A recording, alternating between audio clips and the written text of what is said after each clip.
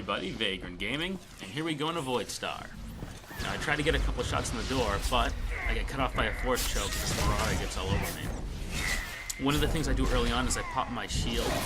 That's going to be going off in a second, and the reason why I pop it is because every time I get attacked, it puts a charge on me, and once the shield expires, I'll get a heal.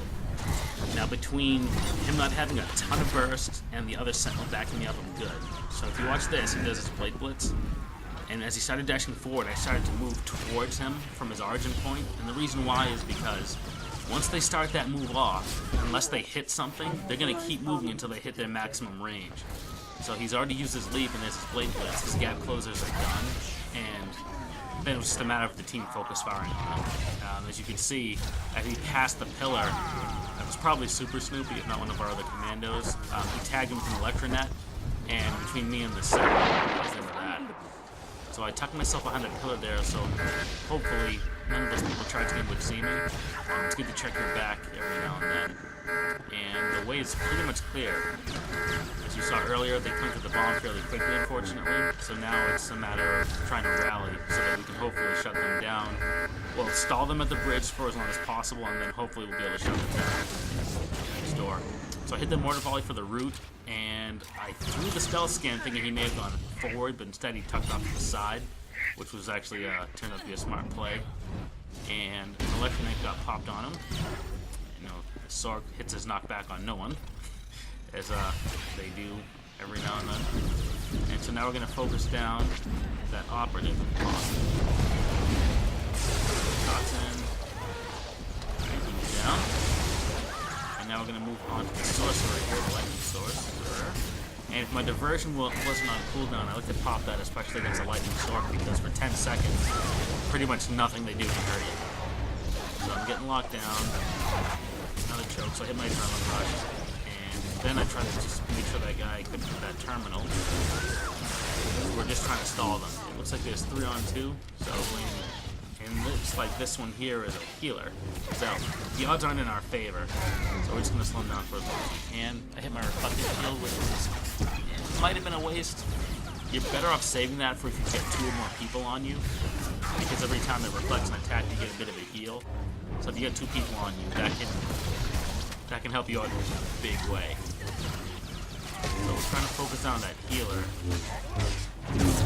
Trying to keep them from healing their teammates at the very least, and get them to focus on healing themselves. I've got my shield up again, but the thing is I need to survive until the end to get the heal from it. Looks like we might make it this time. But I'm taking a lot of damage, which is fine, just like 3 or 4 of them. So we stalled them for as long as we could, and looks like they did get that other bridge down. So now it's all about trying to keep them off the doors. So the first thing we did was attack on that assassin. And what I like to do in a Voidstar on the second door is to stay roughly in the center area, because, as you can see, it's a simple matter to just run back and forth between both doors. This is also a good position for a gunslinger, because you're not that far away from the second door. And that's what I like to do. I threw a couple of off heals there to help out. Now we're going to put some pressure on this assassin here. And there's plenty of our people near the door, so I'm still good staying right where I am. If I needed to, by all means, I could charge off and help out. Turning our back, we see that we've got one guy here who just got dropped. Probably didn't notice the call, but we were in position, so it was just a simple matter of turning around and seeing that this door needs help, and then we threw out a call as well.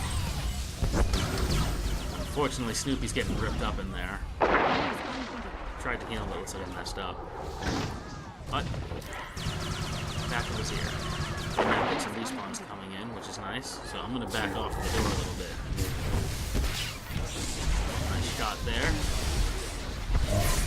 High impact bolt is the way I like to use high impact bolt is if your DPS is a sentence, your high impact bolt's like your exclamation point at the end. That's the way I like to use it. You know, like Snoopy put the electronet on that assassin, so bursting him down wasn't too hard.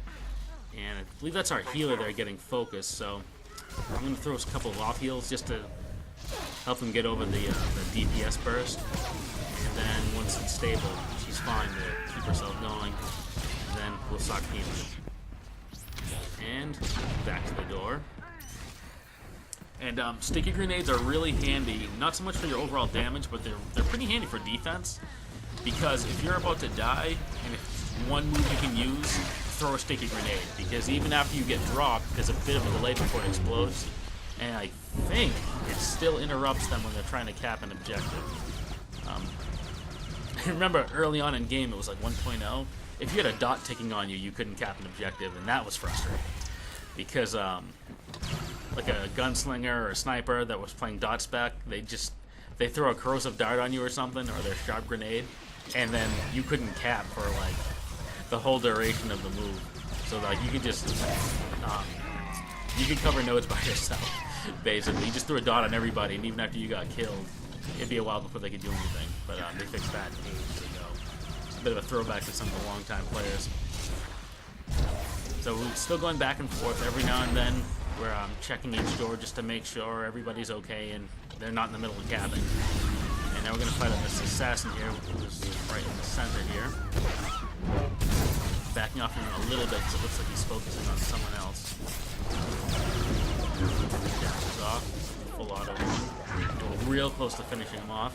And it looks like they're grouped up, so we go for the AoE party, but their knockback kind of throws that off. Now we're going to get some fire on this merc here, and I think that operative was a healer. So I think that's why I switched over to him. It looked like Snoopy was targeting him, so I switched to back him up. I probably would have been better off focus firing off of Super Snoopy. He's a really good commando. He does a ton of damage. But I was just kind of doing my own thing in round one, which might have been a bit of a mistake.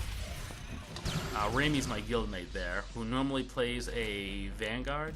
And since he's alone, we're going to help him out. And it looks like we've got a 2-on-2 situation. Nope, 3-on-2, and those are bad odds, because Raimi's getting wrecked. So we're going to do a call-out. Hopefully people have to see it in time. And there we go. We've got 2-3 people showed up almost immediately, which is fantastic. And then whenever you see someone with an electronet on him, it's always a good idea to focus on them. So our defense held up pretty good. We did a decent job. They got that first door on us really quickly, unfortunately, but after that, we rallied half decent. So one of the other things I didn't really talk about that I was trying to do, Diane, was our healer. If you see your healer on their own getting attacked by 2 people and you have off heals, by all means throw them, because that can, sometimes they only need a couple of seconds for a couple of their key abilities to come off a cooldown so that they can get away safely. And then peeling 4 of them off obviously is very helpful. So we've got our plan of attack, and here we go rushing in. I'm trying to focus fire off of Raimi, just because usually we work half decent together. Usually when he's on his Vanguard, he's guarded. So when he's off in offense mode, I like to tag along with him. So I've got 2 of them on me. I hit my diversion, because I know some force attacks are going to be coming within 10 seconds. Hit the knockback. Looks like one of them used their stride, they did their leap, and right as he hit his leap, I used my backwards leap to dodge away, and that kept him well out of range for a good chunk. And between Super Snoopy and I, we were able to get rid of him. So now we're going to switch to the assassin, and looks like we both got our full autos going at once.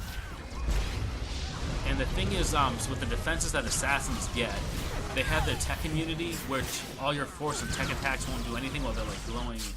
Well, with a shadow, they glow yellow. I forget what color they glow as an assassin. But when they're doing that, you can't do any tech damage. Fortunately, full auto is one of your biggest attacks. But they have this new Shroud ability that I think they take half damage from white damage attacks.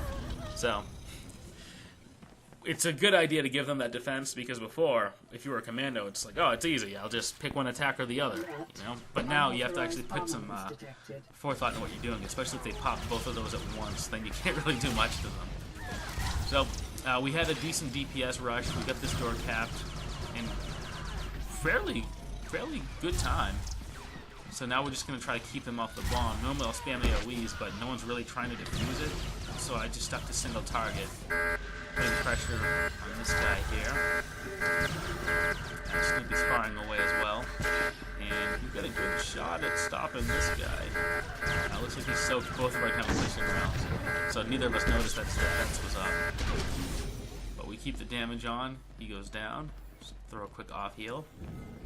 One of the reasons why my damage is never as good as it should be is because I usually off heal when I see an opening for it. So I don't see anyone behind us, so if we clear this place out, we should be able to get this door, and there you have it. So it worked out that we were able to stall them when they were at the bridge because that gave us the advantage that we needed. So I hope this commentary was helpful to some of you guys, and I'm going to do a couple more of these. And, you know, if you enjoyed the video, go ahead and give it a thumbs up. Yeah, feel free to rate, comment, and subscribe. You know, if you get any feedback, some different things you'd like to see, by all means, hit me up in the comments section. So thanks for watching as always, and I hope you guys all have a good one. See you next time.